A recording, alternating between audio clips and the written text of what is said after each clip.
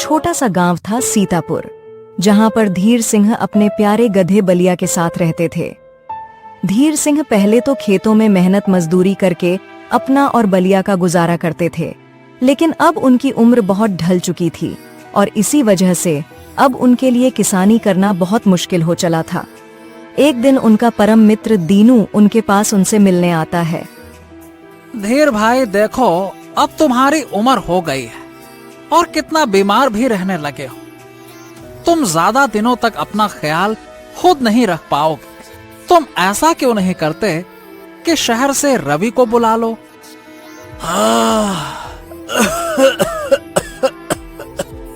हाँ दीनू, तुम तो जानते ही हो ना कि उसे यहाँ गांव आकर रहने में कोई दिलचस्पी नहीं है। उसे शहर की हवा ही भाती है अब भाई। और मैं तो ऐसे ही ठीक हूँ, क्या बोलूं। अरे मगर मेरे भाई, अकेले ऐसे कब तक ठीक रहोगे। अरे अकेले कहाँ हूँ, ये है ना मेरा साथी बलिया। क्यों बलिया? बलिया आंगन में ही बैठा हुआ था।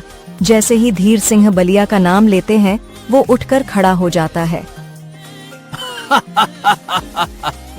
देखा दीनू भाई, बस नाम लेने की देर है और मेरा प्यारा बलिया मेरी सेवा में हाजिर है, हैं?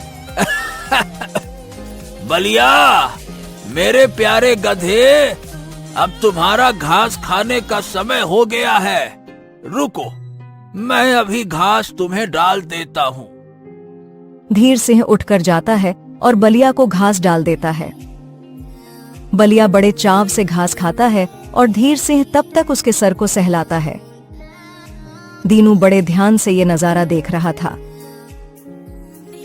वाह वाह वाह वाह, एक बात तो है भाई, मैंने कभी भी किसी मालिक और उसके पालतू गधे में इतना प्यार तो नहीं देखा है।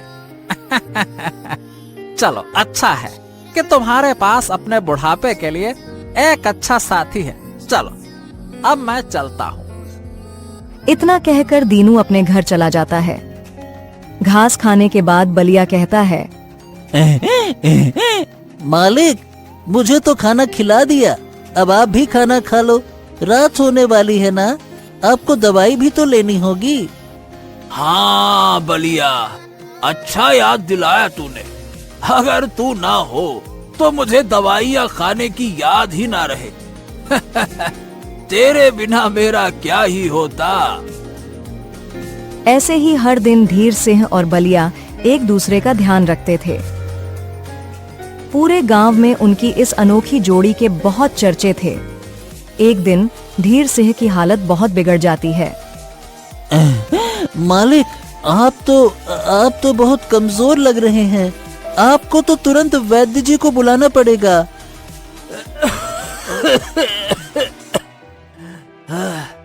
नहीं बलिया, नहीं नहीं, अगर वैद्य जी आ गए तो मुझे बहुत पैसे देने पड़ेंगे। अरे अभी महीने के आखिरी दिन चल रहे हैं, अभी पैसे की बहुत किल्लत है। रवि भी अगले महीने ही पैसे भेजेगा। तो कोई बात नहीं मालिक, आप मेरे लिए जो जौ खरीदने वाले थे ना, वो मत खरीदना। मैं सादी घास खा लूंगा। अभी ना आपकी सेहत सबसे ज्यादा जरूरी है। ये सुनकर धीर सिंह को बहुत दुख होता है। हाँ, ये कैसा संकट है हम पर। अगर मेरी दवा लाएंगे तो तेरे लिए पौष्टिक खाना नहीं आ पाएगा। बस कुछ ही दिनों की तो बात है मालिक। मैं कुछ दिन कम खाऊंगा तो कुछ भी कम नहीं होगा मुझ में। मैं ठीक हूँ। और फिर तो रवि भैया शहर से पैसे भेज ही देंगे, फिर सब ठीक हो जाएगा मालिक। हाँ, ऊपर वाला करे ऐसा ही हो बलिया। असल में रवि शहर में काम करता था और वहाँ से अक्सर धीर सिंह को पैसे भेजता था, मगर रवि बलिया से बहुत चिढ़ता था, इसलिए वो बलिया की देख रेख के लिए पैसे नहीं देता। इस कारण से धीर सिंह उसी पैसे से अपना और बलिया दोनों का गुजारा करता था। आखिर में मजबूर होकर धीर सिंह वैद्य जी को बुला लेता है और वो उसे कुछ दवाइयां देकर चले जाते हैं। कुछ दिन और ऐसे ही गुजर जाते हैं। बलिया धीर सिंह की कई कामों में मदद करता था। घर का सामान लाने भी अक्सर बलिया ही जाता था। सब लोग उसे पहचानते थे और उसकी पीठ पर सामान लाद देते थे। जब धीर सिंह को तेज बुखार आता तो बलिया रात भर उनके पास ही बैठा रहता था। एक दिन सुबह ही धीर सिंह के पास कुछ गांव वाले आ जाते हैं। अरे क्या हुआ भाइयों, तुम सब यहाँ इतनी सुबह सुबह एक साथ आए हो? अरे भैया, गांव में बड़ी मुसीबत आ गई है, सूखा पड़ गया है। तुम तो अकेले रहते हो और घर से बाहर ही नहीं निकलते हो, इसीलिए तुम्हें खबर देने आए हैं। क्या? अरे नहीं नहीं, ये तो बड़ी मुसीबत हो जाएगी। अरे भैया, हमारे गांव में सूखे की समस्या तो किसी से छिपी नहीं है, इसीलिए पड़ोस के गांव के एक बड़े आदमी ने हमारी मदद के लिए अनाज की बैलगाड़ियां बड़ी बड़ी भिजवाई हैं। अब सबको थोड़ा थोड़ा अनाज मिलेगा, इसीलिए तुम भी चलो, ले लो थोड़ा बहुत। धीर सिंह ये सुनकर बहुत परेशान हो जाता है। उसे मालूम था कि वो इस हालत में नहीं है कि जाकर अनाज ले पाए। तभी बलिया पट से बोल पड़ता है, मालिक तो नहीं चल पाएंगे, उनकी सेहत कुछ अच्छी नहीं है, मगर मैं आप लोगों के साथ चलता हूँ। हाँ ठीक है, जैसा तुम लोगों को ठीक लगे, मगर जरा जल्दी चलो वरना सारा अनाज खत्म हो जाएगा। फिर बलिया गांव वालों के साथ अनाज लेने चला जाता है और धीर सिंह वहीं बैठ जाता है। तभी वहाँ पर दीनू आ जाता है। अब तबीयत कैसी है तुम्हारी धीर भैया? अरे आओ आओ आओ दीनू आओ। अरे तबीयत का क्या है? जैसी थी वैसी ही है। अरे कुछ सुधार नहीं है, तुम बताओ। हाँ देखो भाई, तुम्हारी हालत कुछ खास अच्छी लग नहीं रही है। अरे देखो तो सही कितने कमजोर हो गए हो। अरे अपने बेटे को भी नहीं बुलाते हो, ऊपर से अब गांव में सूखा अलग पड़ गया है। बिना दाने पानी और दवाई के तो तुम ज्यादा दिन तक अपना गुजारा नहीं कर पाओगे।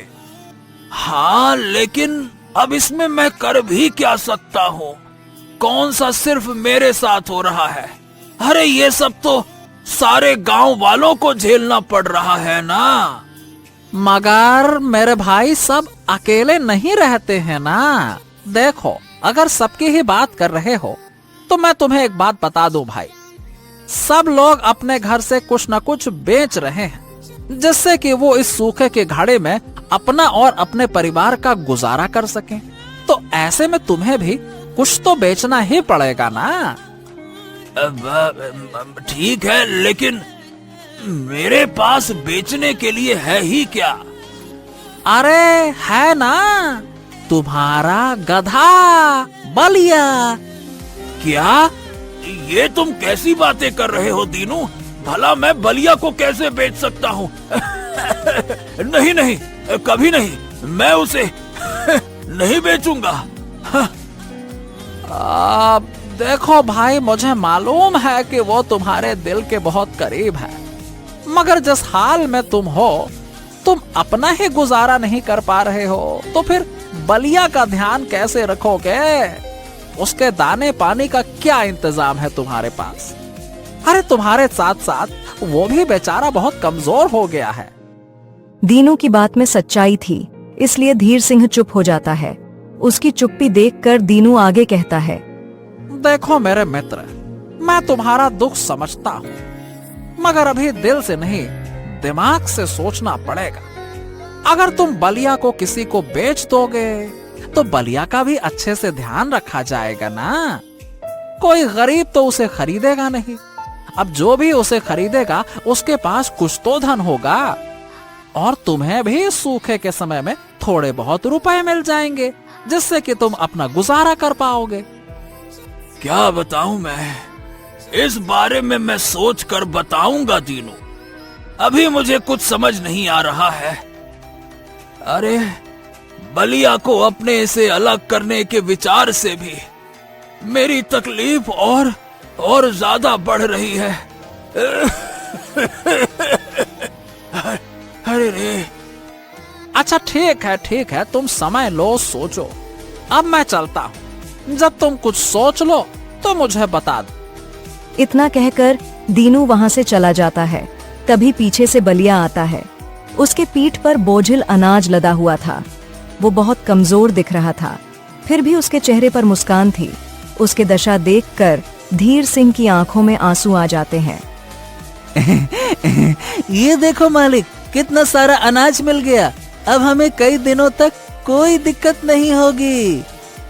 बलिया की बात सुनकर धीर सिंह उसी वक्त ये निश्चय कर लेता है कि कुछ भी हो जाए, वो अपने अंतिम क्षण तक बलिया को अपने से दूर नहीं जाने देगा।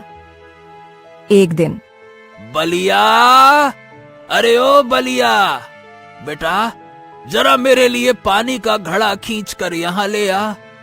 अरे अरे रे रे रे रे, मुझे बड़ी कमजोरी लग रही है, वहां तक जा नहीं पाऊंगा।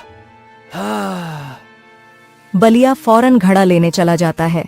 धीर सिंह सोचता है, बेचारा बलिया मेरे लिए कितना कुछ करता है। मेरी इकलौती औलाद है जो यहाँ झांकने तक नहीं आती, और ये है मेरा असली बेटवा, मेरा कितना ध्यान रखता है। तभी अचानक से बहुत तेज आवाज आती है। बलिया, अरे ओ बलिया, बलिया क्या हुआ बलिया? जब बलिया कोई जवाब नहीं देता तो धीर सिंह खुद ही उठकर जाता है और देखता है कि बलिया घड़ा खींचते हुए लड़खड़ा कर जमीन पर गिरा हुआ है और पानी का घड़ा भी फूट गया है। अरे नहीं नहीं नहीं नहीं, ये क्या हो गया बलिया? उठ बेटा, उठ उठ बलिया, उठ उठ उठ उठ बलिया। धीर सिंह की आवाज सुनकर पड़ोस से दीनू आ जाता है। क्या हो गया धीर सिंह, क्यों चिल्ला रहे हो? सब ठीक तो है ना? अरे नहीं भाई, कुछ भी ठीक नहीं है। अरे देखो तो सही, अरे मेरा बेटवा बलिया चक्कर खाकर गिर गया है। क्या करूं मैं, क्या करूं? अरे घबराओ मत। मुझे लगता है कि बहुत समय से इसने ठीक से पौष्टिक खाना नहीं खाया, इसीलिए कमजोर होकर गिर गया है। चिंता मत करो, इसे कुछ खिलाते हैं, फिर ये ठीक हो जाएगा। अरे मगर मेरे पास तो बिल्कुल भी पैसे नहीं है, क्या खिलाएं इसे? हाँ, कोई बात नहीं, अभी मैं इसके लिए कुछ लेकर आता हूँ, बाद में तुम मुझे पैसे वापस कर देना। दीनू जल्दी से जाकर बलिया के लिए बाजरे की बोरी लेकर आता है। बलिया धीरे धीरे खाता है और उसकी हालत में कुछ सुधार होने लगती है। बस बहुत हुआ। अरे अब मैं रवि को बुला रहा हूँ, तुम तो बुलाओगे नहीं। ऐसे तो तुम दोनों अपनी जान से हाथ धो बैठोगे और मेरी बात मानने को तैयार नहीं हो। दीनू ने बिना धीर सिंह की एक भी सुने रवि को अगले ही दिन बुलवा लिया। रवि ने आकर देखा कि उसके पिता की हालत बहुत खराब थी। हाँ, ये सब क्या है पिताजी? मैंने आपको पैसे भेजे तो थे, फिर भी आपने अपने लिए अच्छे से दवा और खाना क्यों नहीं मंगवाया? ओ, अब मैं समझ गया। अपने से ज्यादा आपने इस बेकार गधे पे सारे पैसे खर्च कर दिए होंगे। हाँ बेटा, बिल्कुल ठीक कहा तूने। अरे तो क्या करूं बता। मेरे साथ यहाँ मेरे हर सुख दुख में यही गधा साथ रहता है। अरे बस यही है मेरा बेटा जो मुझे अकेला छोड़कर शहर नहीं गया, इसीलिए इसका ध्यान तो रखना ही पड़ता है ना। रवि को ये सब सुनकर गुस्सा तो बहुत आता है, मगर वो कुछ कहता नहीं। वो कुछ दिन के लिए अपने पिता के साथ रुकने का फैसला करता है। एक दिन रवि गर्मा गर्म खाना बनाकर अपने पिता को देता है। लीजिए पिताजी, खाना खा लीजिए। हाँ, मैं तो खा लूंगा, लेकिन पहले बेटा बलिया को घास डाल दे, चले जा। हाँ, डाल दी है घास उसे, ठीक है। अब आप भी खा लीजिए और फिर ये दवाई भी खा लीजिए। रवि इतना कहकर चला जाता है, लेकिन धीर सिंह दवा खाना भूल जाता है। मालिक, आपने दवाई नहीं खाई ना? अरे हाँ हाँ हाँ हाँ हाँ बेटा, दवाई खाना भूल गया मैं बलिया। तभी तो मैं याद दिलाने आया हूँ। चलिए खा लीजिए।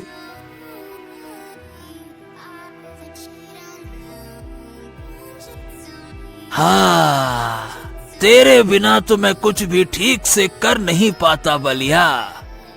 मेरे बिना आपको रहना भी नहीं है मालिक।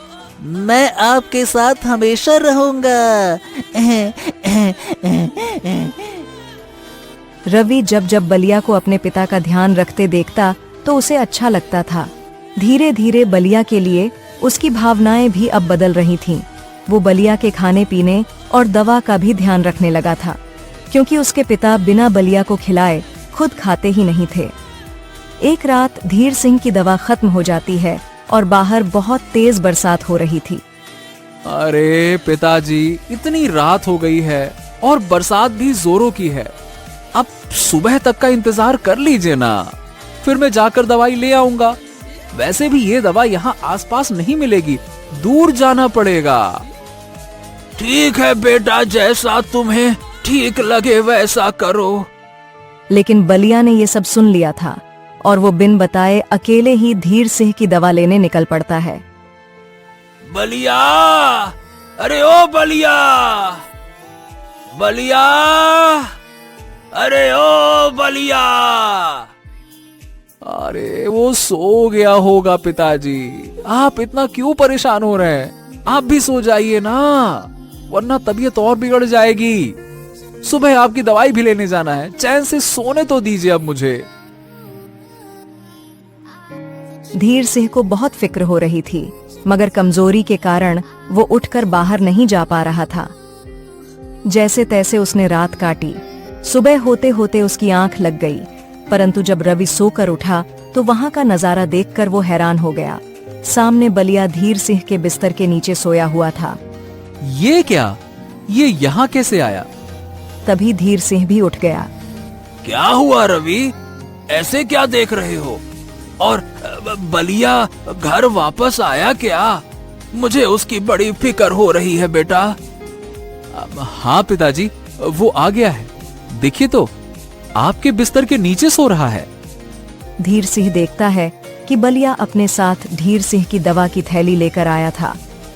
हाँ, जरूर ये रात में मेरी दवा लेने के लिए निकल गया होगा रवि। और देखो तो सही, बेचारा तभी थक कर सो गया। इसने सुबह होने का इंतजार नहीं किया, रात में ही भाग कर गया। अब रवि को एहसास हो गया कि बलिया के लिए धीर सिंह ही सब कुछ है। उसने अपनी तबीयत का भी ख्याल नहीं किया और रात में अकेले ही दवा लेने चला गया। देखा रवि, यही तो मैं तुझे समझाना चाहता था। ये बलिया मेरे सुख दुख का साथी है और ये मुझे कभी भी अकेला नहीं छोड़ सकता। तो भला मैं इसे कैसे छोड़ दूं, बता। हाँ, सच कहा आपने पिताजी। और अब मुझे भी अपनी गलती का एहसास हो गया है। अब से मैं भी आपके साथ ही रहूंगा और बलिया का ध्यान रखने में आपकी मदद भी करूंगा। ये सुनकर धीर सिंह बहुत खुश होता है। बलिया को सोता देखकर रवि भावुक होकर कहता है, किसी ने सच ही कहा है पिताजी, सच्चे साथी हमेशा हमारे साथ रहते हैं, हालात चाहे जैसे भी हो, और अंतिम साथी ही हमारा सबसे खास होता है। हाँ